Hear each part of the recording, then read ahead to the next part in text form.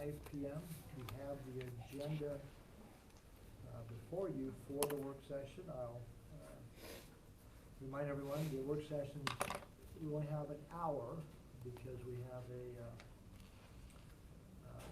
quick open house at 6 o'clock in our community room to say farewell to one of our distinguished council members who has chosen to vacate us. He is following the example of another distinguished person at the end of the table who's leaving UFA. But anyway, with that being said, we'll look at your agenda and want to welcome Landmark Design and Mark.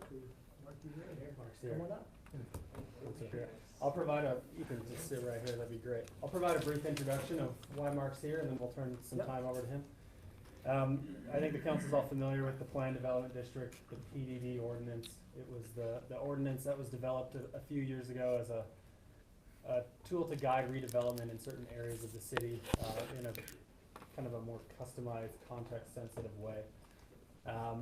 Really geared around the gravel pit, and then worked its way down to some redevelopment sites along Fort Union Boulevard as well.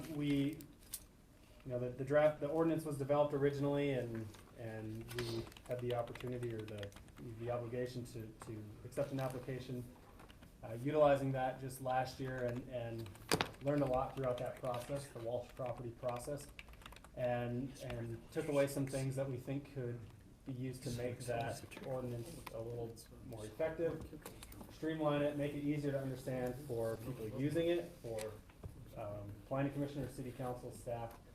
Just clarify that and make it more streamlined. What we don't want to do is take away any of the legislative authority. We think that's a great tool to make sure that we're implementing the vision of the city and really getting a beneficial project for these applications that are seeking to use this PDD.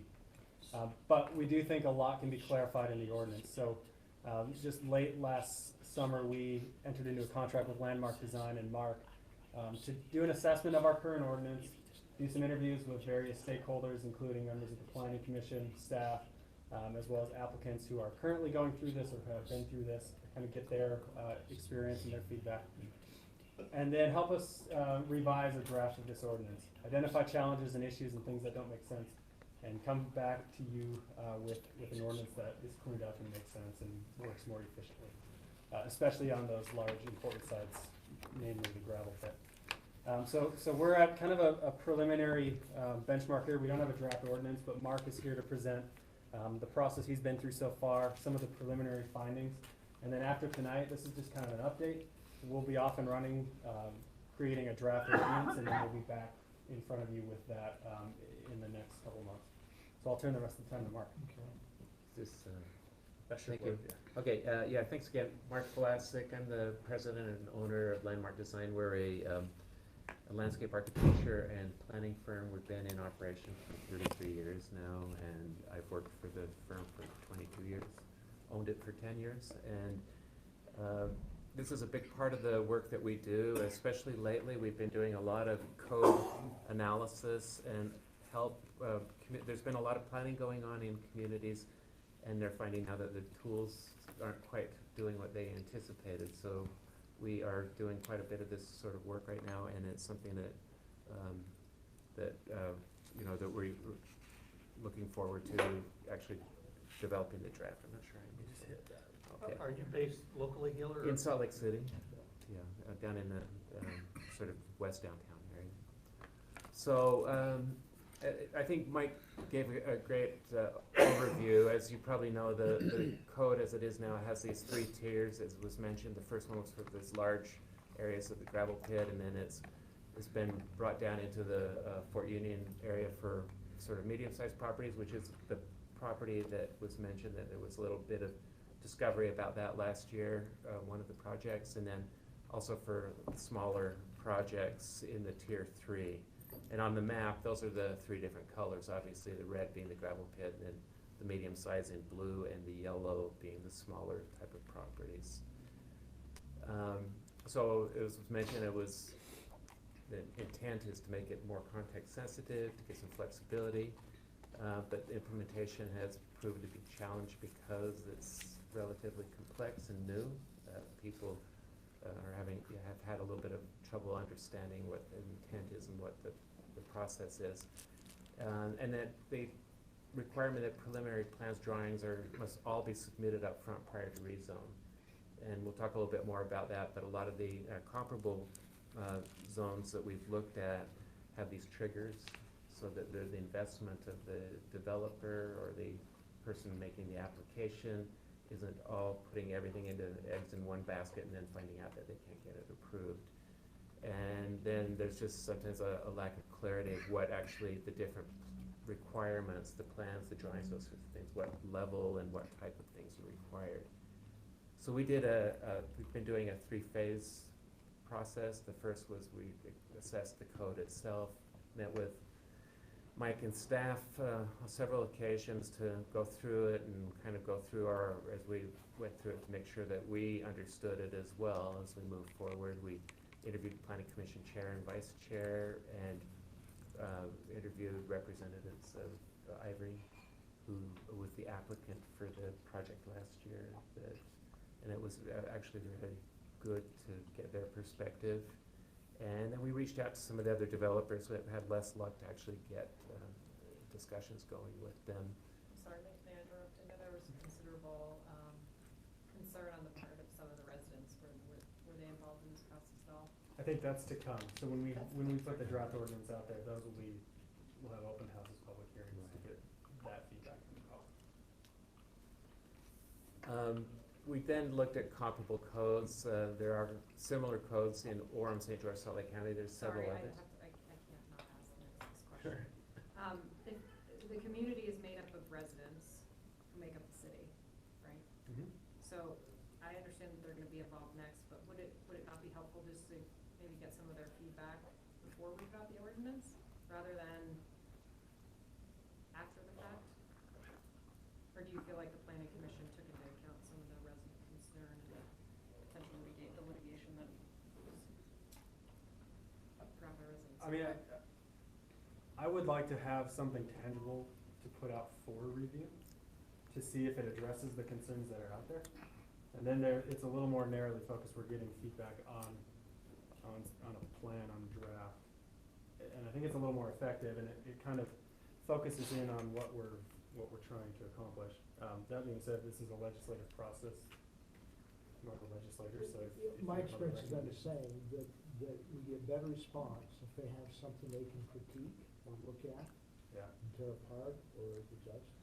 But I think, again, we don't want to discount what Councilmember Mike was saying. It is still important that they have the input. But I think too, that interview can even be with city council members individually if they have specific things that they need to interview as well. It just seems like we talk a lot about process here, and when people feel like they're engaged later in the process and not at the onset, then their feathers get a little ruffled. You know what I mean? I don't know. I mean, this was really in your district, the Ivory Homes, and maybe I'm just speculating here because I didn't hear all the concerns that you did, so maybe I'm totally off base. I just bring it up. Well, I think you're right. People want to be involved, and they want to be involved early. I do kind of tend to agree with the idea that it's hard for them to kind of generate the idea as it relates to what they can do. It's easier if they have something upon which to comment. Yeah. And as long as they don't really think that that's the end of the process, Yeah. that's still the middle of the process, then I think that makes sense. But if you go back to your slide, and we have an open house about this, and this is what you're gonna show. This is who we had meet. Sorry, up a couple slides. This is who we met with. We met with the developers to find out why it's not working for them, and our residents are like, well, I don't know. It just optically, I don't know. I'm just. No, I think there's a couple points here. One is developing the PDD zone years ago, we went through a lot of heartache getting the draft. Then with the first proposal coming in, the developer had some criticism, if I remember correctly. And so that initiated the idea that, you know what, there's some problems with it. And so giving them an opportunity to tell us what that is, just the idea of getting something that we then can take back to the public, and hopefully we've addressed some of their concerns, those concerns, so we have something that works. And that's what I think. This is not something we're building from the ground up again. We're taking something that's been in existence now for a few years and wanting to tweak it to make it more palatable to everyone. But, What I do wanna make sure we're respectful of is that when we do have a draft, we're not just putting that in the planning commission entitlement process, you have your 3 minutes and that's it. We wanna make sure that level of feedback and that opportunity to provide that feedback is substantial and, you know, there is that opportunity for dialogue. So I think that's critical. My recognition to staff though would be to have something first, and we can educate based on that language and put that out there and get the feedback at that point. well, with the amount of feedback we have too, hopefully, Citizen representatives of land use to, again, do that thing, to try to focus in and get some sort of I don't expect that the first draft that you give us is gonna be the last. And that's why I think where we would have to make sure when we invite people in, say, this is the time to be making those comments, this is the time to make those changes, this is where you need to actually speak up. So we Well, can. and as a member of the city council, I want to hear some of those concerns from the constituents. And I think I have an obligation to listen to those concerns, and then when we have our chance to review and have input, that's part of what I'm going to process in my mind to give my input. And the only reason why I bring it up for a couple of reasons. One, because I feel like I have a duty. Tally's not here, and I know she had a lot of people been through here, but also because the more time we spend up front getting it right, the less time we have to deal with it on the back end, right? I mean, it's like, it's that way for everything. The more you put into it now, the less issues you'll have later. That's all. So, go on, sorry. So the last step, what we're gonna be doing now is obviously developing the draft, and that's what we receive through these briefings, all the information that we've taken in. And so tonight, this is great information about the concern about that this is something that needs to be done in sort of these drafts, or getting it to the public and getting feedback back and forth. That's the way all these posts typically work. And some of them, they do it, the process of taking it up front and just identifying the issues, and others are where we have something to respond to. So, and we can make adjustments as needed, for sure. Well, we anticipate 2 to 3 drafts at least before it gets to the final stage, and then the final final deliverable will be what we're calling the preferred draft, and that would eventually go forward for consideration for adoption. Just so that I'm clear, that would then, Shane, that their final draft would go through the planning commission? Yes. The For public a hearing recommendation? process. Yeah. And then to us ultimately after. They this would make for a approval. recommendation, right? Yep. And how does this affect what's happening at the application of the gravel pit? It This is doesn't. too late. They're in invested. So this is really looking forward to the larger gravel pit and perhaps redevelopment sites along Fort Union. Yeah, anything else? Yeah. So, based on the discussions we've had and with the applicant and with the planning commission and others, that these are the key things that came out, that the code lacks some clarity and purpose.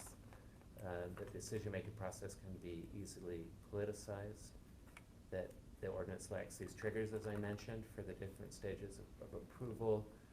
The affordable housing requirements are unclear. There's some lack of definitions, lack of understanding regarding the ordinance and how it should be applied.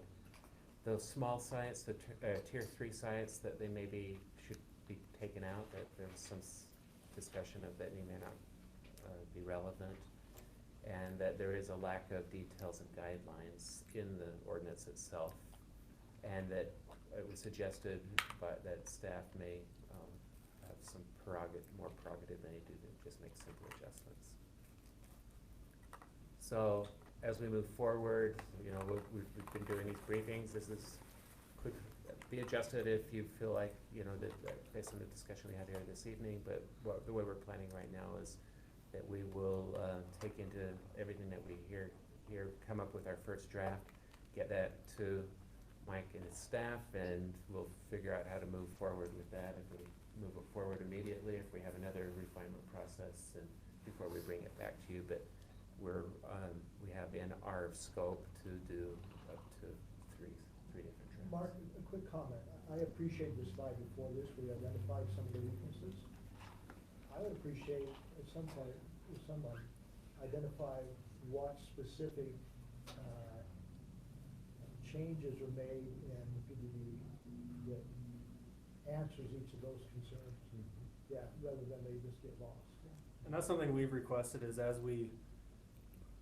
Mark prepares drafts and makes changes, those are track changes, and then there's rationale for each change Yeah. that's made. Those are, many of those points are the exact things that I've heard. I'd be curious to understand, maybe I missed it, but where it says easily politicized. I'd be curious to just.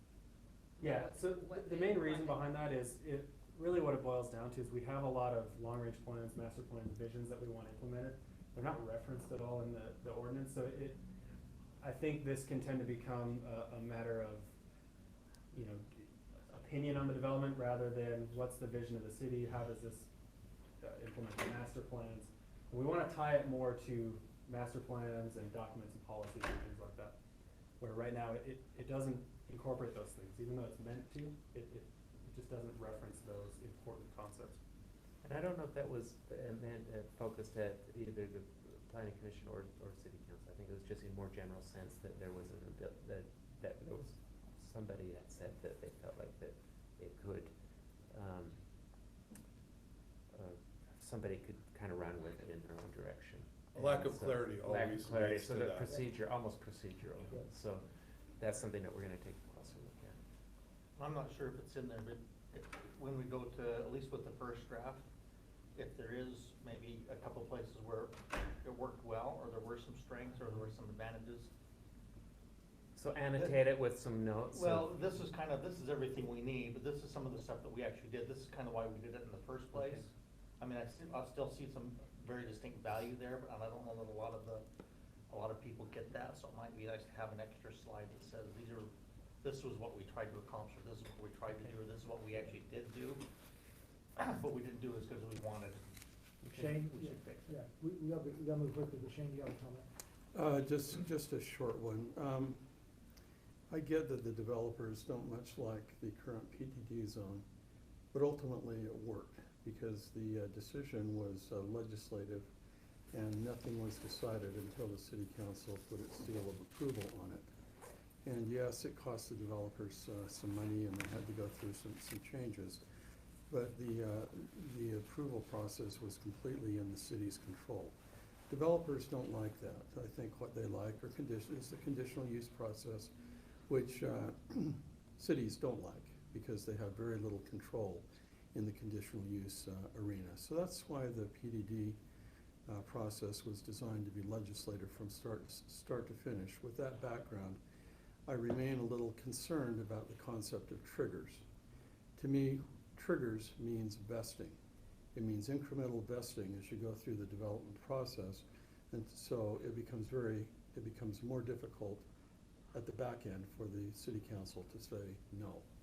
So that's the only caution that I would throw in. I think we don't want to throw the baby out with the bathwater on this and have a series of triggers that vest the developer such that we're exiting the legislative decision arena and going to something else where we have less control.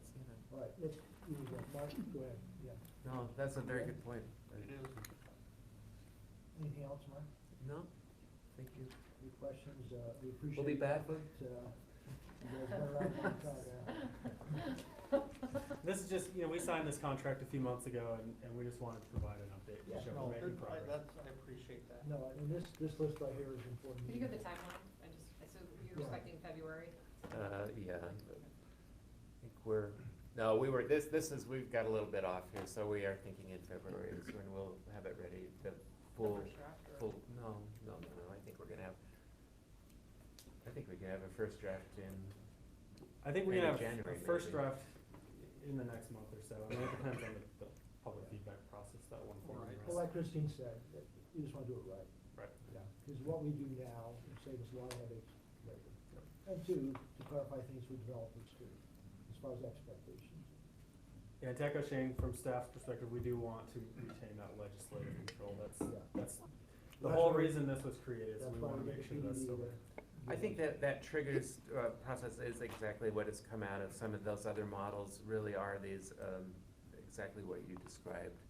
You know, they are vesting processes, and they're planned development, ordinances that develop sort of a zone application, and you get vested for that zone, and then you go through the next step of, and eventually it shifts to planning commission making decisions and then staff.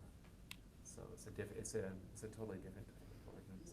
It is, and to me, it becomes an administrative process rather than a purely legislative one, and that brings with it the same danger as a conditional use process. So we'll be interested in seeing what you come back with. Thank you. Thank That's you. why you do Thanks, think Mark. about over the holidays. Okay, thank you, Mark. Referring back to your agenda then on staff reports, the first item. Well, before we do staff reports, let's look at the, review the business meeting agenda real quickly. Because welcome pledge, we have an acknowledgement for, Councilmember Shelton with the resolution. We have a CAFR presentation by Financial Department. The audit committee reviewed some of that today, as well as the audit report by city auditors. And I think you'll find that very positive. And then Bobby, we have a new honorary colonel you want to introduce. I do. His name is Joe Criddle. Cottrell, yeah. You know, and I can never get that right. How do you say that? There's no Kid- R in it. Kid Control? That's written. I'm pretty sure it's Trump. I don't know, I used to There's sit no on a R. board with them, so. In fact, we were doing that before and I was asking them, but, in fact, you should know him because he's a member of the country club, so. And his brother works for Salt Lake City, but he's a defense attorney, he teaches at, Quincy School of Law. He's involved in the Big Brothers Big Sisters program. But he is one of our new honorary colonels, and we'll recognize him. He'll be here with his wife tonight. Yeah. So what did we decide? It's Criddle? Criddle? Criddle. K-I-T-R-E-L. Yep. Got it? Yep. And then we have a new canine officer. Yeah, Is it a pup or is it a? which one, the Handler or the, because, Probably both. yeah, it's Doherty, so a little bit of pup in him too. So they've renamed this dog Odin. He's a 6-month-old Dutch Shepherd. 6 months. And we just bought him, they imported him, he's in the training phase, it'll take several months to get him up and certified, but part of the contract is So that does the new officer have a name? Odin is the new officer, Odin. Odie? Yeah, they call him Odie, but it's Odin, Odie. yeah. And that's, I mean, you can call him Criddle too, or Criddle, or whatever you want. Help me through this, yeah. Okay. All right, well, we'll have you introduce. But the donors will be here too, because these are expensive animals, and the Claps, Glenn Clapton's wife, Kara, she's a physician or something, So and, you introduce them as well. yeah, they're awesome. You've met them before, Yeah. but they've donated tens of thousands of dollars to the city and our programs on, especially with dogs, so, We'll then have citizen comments, then we'll have public comment on when they get sick, he's huge. proposed action She's items. small. Only one is up for action tonight. Oh, okay, I thought you were, okay. Oh, that's one had, we have the fact to do it real quickly, okay. So Mike, you wanna introduce both of those real quickly? Sure, yes. For the council? I can go through the presentation. I think I wanna spend a few minutes on 4.1. That's a little more complex. you like me to do that now, or? Yeah. Okay. Well, I'm not sorry, it's not my meeting, it's his meeting. I was. No, well, Yes. they're on both, so I do. let's go You're in, back. you're in training. Well, let's go back to staff, There for let's go back to staff reports, so Yeah. let's just do it right there. Okay. This Thanks. is- Oh, right there. So let me see. Well, before you, well, yeah, let's go ahead and we'll go back to. Oh, that's just- I didn't catch all that. You did? I don't know how you missed it. So this is an application, the council's reviewed a few of these, but not on, I'll say this magnitude in the past. There's a provision in our ordinance that allows the council to approve, exceptions to the subdivision ordinance. I think one came forward with some landscaping on a flag lot driveway that was granted an exception, and there was another flag lot that I think, came forward a number of months ago. This is a request for reduction of flag lot side yard setback requirement at this lot on Little Willow Circle. The Little Willow subdivision's a newer two-lot subdivision. In this photo, there's no development on it. And the reason the setback reductions comes from the subdivision ordinance is setbacks for flag lots are derived in the subdivision code rather than in the zoning ordinance. Here's another context. This parcel's about 0.36 acres there on the end of that flag lot. You can see there is a house constructed on it. Just a little bit of context, it's zoned R18. Again, this is a new flag lot development. It's a two-lot subdivision. There is now a permit issued for construction on the house to the north. No other homes are really directly adjacent or impacted greatly by these Is two it just lots. one lot off the flag? There or are is two there lots off the flag lot. Okay, You can kind of see okay. the red around it, and then the other vacant lot to the north. There is a steep grade down the hill from right to left on the screen. So that bulb out on the left side is well below, and then on the right, there's some vegetation there. So again, here's the zoning context. Wasatch Boulevard's right there. Site imagery. You can see the house is nearly complete, but what happened is a building permit was issued, the site plan was submitted, as you see on the screen. This was completed and stamped by a civil engineer, so the site plan was a survey grade site plan. We verified it met all permit requirements, it met all setbacks. On flag lots, the setback requirement is 20 feet on every side of the lot. So you can see the approved building permit does meet that. What happened is we were made aware fairly late in the construction process a number of months ago that there may be a concern with where that house is located. So the permit was issued originally in November of 2018. Again, subject to this engineered stamped site plan. Building inspection was done, and when our So building department, It's offset like 20 degrees.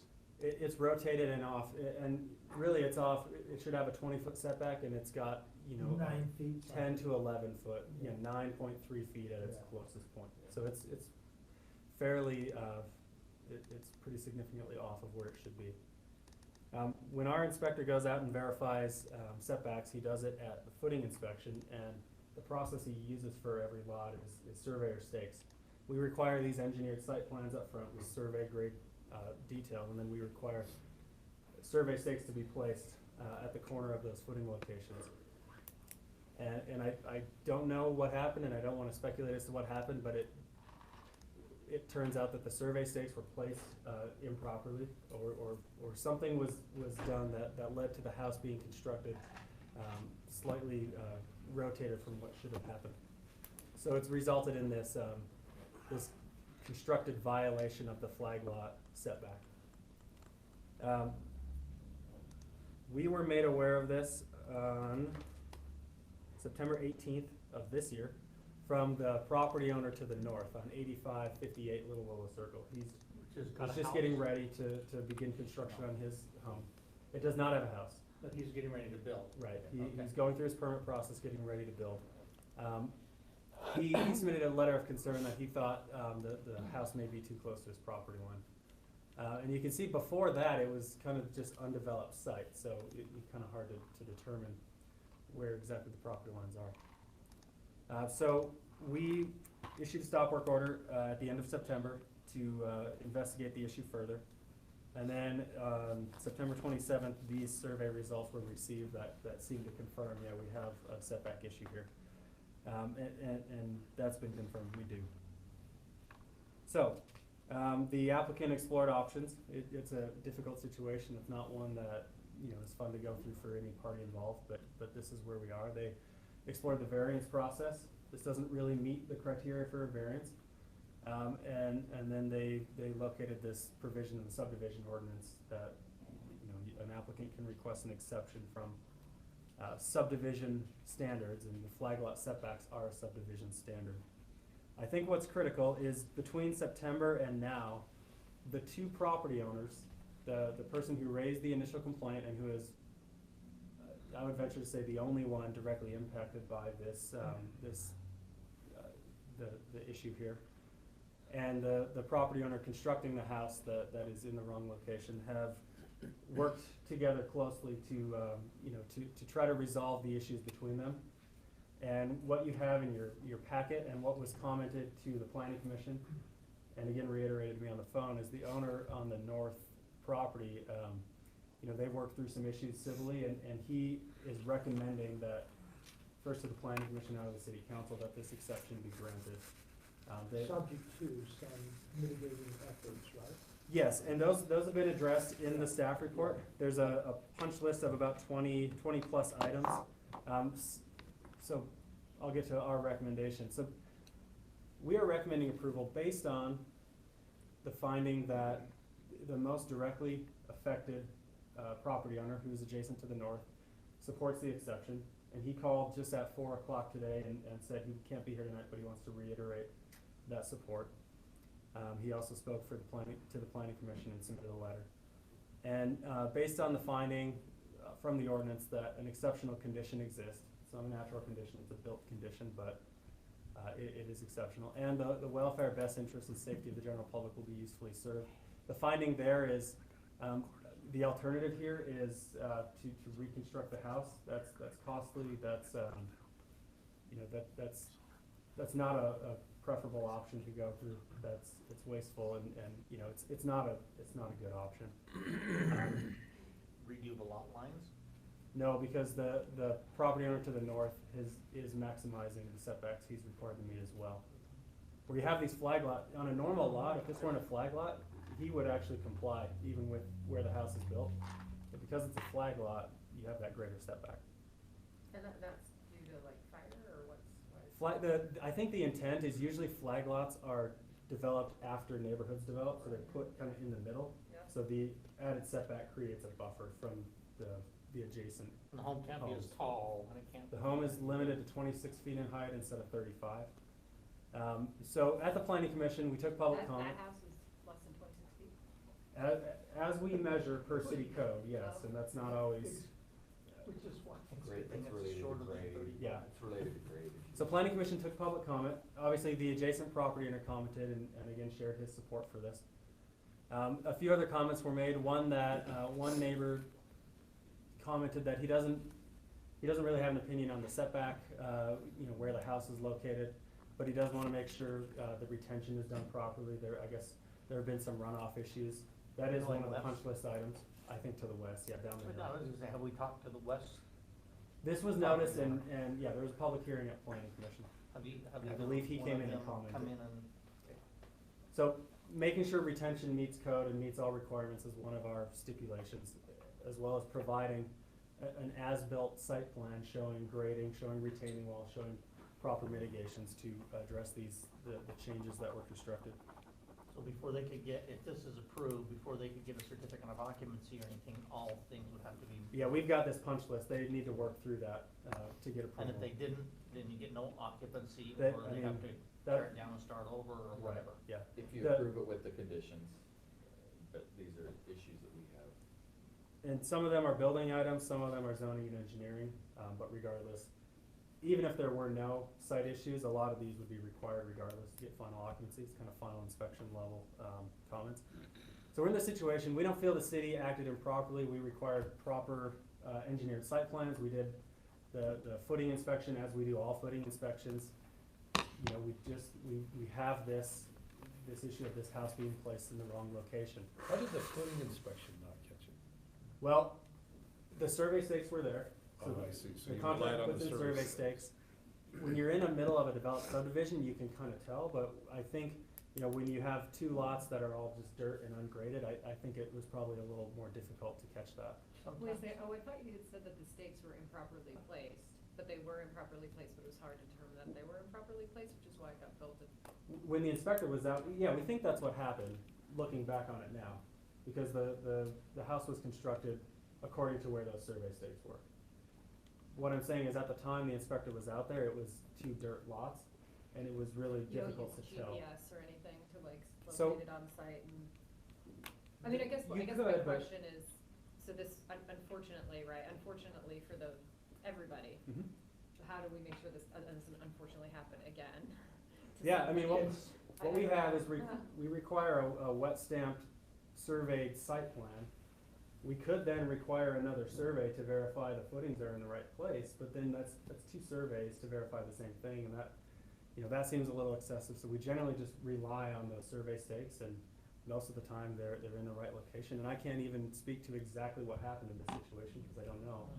But Hypothetically, could a contractor move those stakes?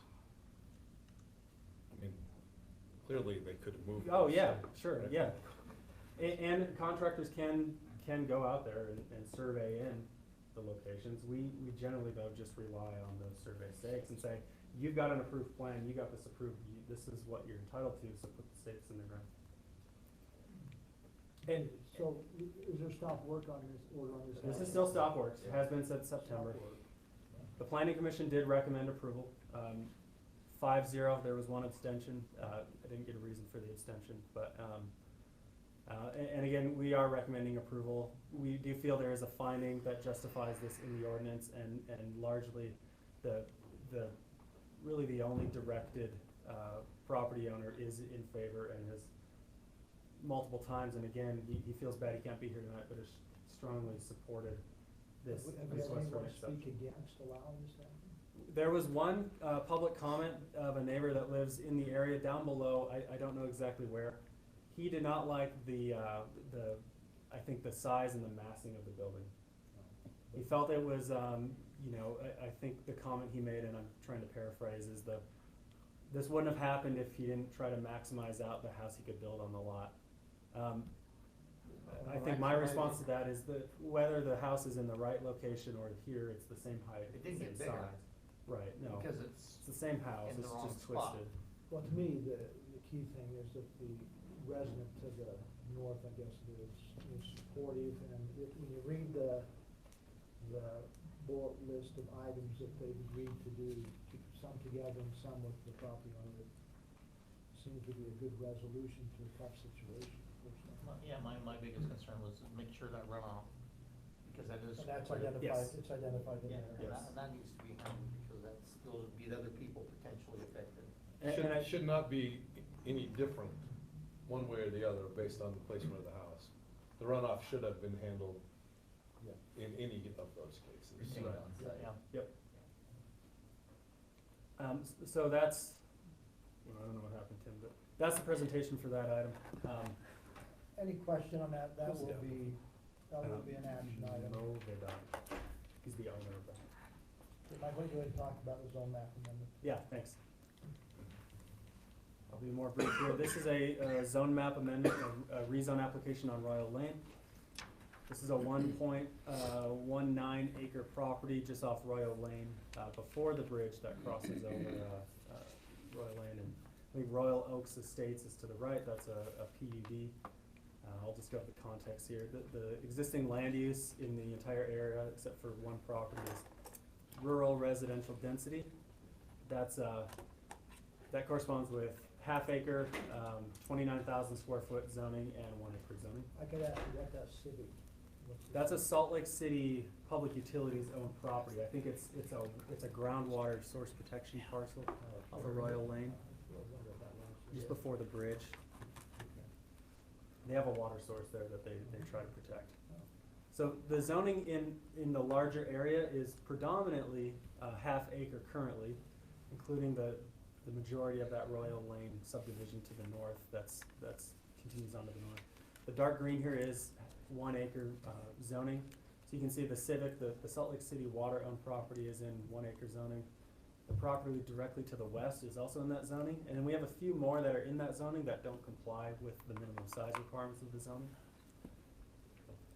So we have the subject parcel, and then we have the parcel to the west that both comply with the zoning requirements. We then have 4 properties in the 1 acre zone that do not comply. Their more applicable zoning would be half acre or even less on some of them. And then to the east is a PUD, so that's half acre zoning, even though a lot of those lots are less than that. Oh, on the PUD, they get to count the road and other things in their total. Yes. Because of this context, this does not require a land use map amendment. I think the owner's stated intent is he would just like to split the property and either convert the accessory building or build a home for his daughter on site. Regardless, if this request goes through, he will be entitled to 1 lot per half acre, which would be a maximum of two lots on the site. I don't think that number is correct. I was gonna say that, when I was It's looking at it, 1.19. seems to me you get 3. It's 1.19, this is correct. The 1.67 is a That's correct. typo, Yes. in this case, an evil typo. The stated intent there is he just split the property line in a way that meets zoning and put 2 homes there. You mean, He's gonna have a hard time. He will, and that's the next step. You know, he'd have to go through subdivision process and meet. get rid of the transport. Can he get a half acre?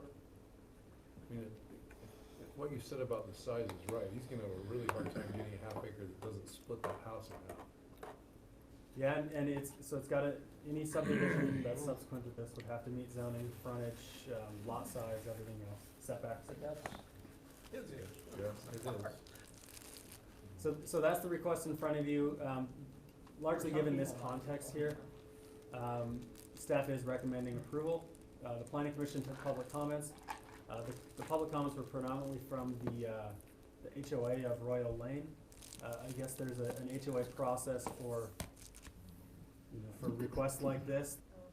Well, and tonight too, we're taking public comment, but we're not We are, we're not taking action. So the planning commission recommended approval by a vote of 5 to 1. The one dissenting vote felt that they should get HOA consent prior to commission recommendation. Shane and I both stated that, codes, covenants, and restrictions and HOA regulations are legally enforceable, but they're civil stipulations, and the city just follows its process. So while that may be, that's a civil matter, and it shouldn't slow down the city's process. Okay, any questions we need to? just really quick, Shane, and that, if the city, I guess that would be just a civil issue that they would take if for some reason the city granting it doesn't necessarily have anything to do with what the HOA may or may not do. That's Anything right. the HOA does is strictly on the civil side. That's right. They might argue that, well, the city said it, so you have to, but that's not necessarily. To me, it doesn't affect the underlying contract between the landowners. I checked on the county, it is 1.19, so. Apologize for that. Okay, going back to the business meeting, with the public comments on those 2 items, we have an action item looking at our annual meeting schedule. Just, it talks about our meetings with as far as city council being on the 1st and 3rd Tuesday of each month, and also it gives a schedule for the planning commission, and that most years the same, but there's a couple months a year it changes. January is different given holidays, and Right. most months only have 1 meeting. Just The one. first month of every quarter has 2. Yeah. Then on the architectural review committee, it's also scheduled in there, so this refers to those items. Then we'll look at the approving the exception to the subdivision law we just talked about. Then we have some appointments to the historic committee. Tim, you want to introduce those? That's your recommendation to us. So is the 5-2 on there or not? The rezone? The exception for. Yeah, it's on consideration now. Yeah. Yeah, it is. On we have 2 reappointments, Alan Erickson, Jim Kitches. Jim Kitches is the chair. They're doing a great job, so I'm recommending that. And then a new member, Ken Zoya, interviewed him. He has a great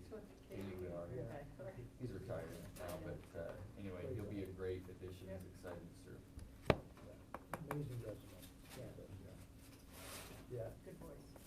Yep. Sits on the, on that with us. Okay, any questions on that agenda?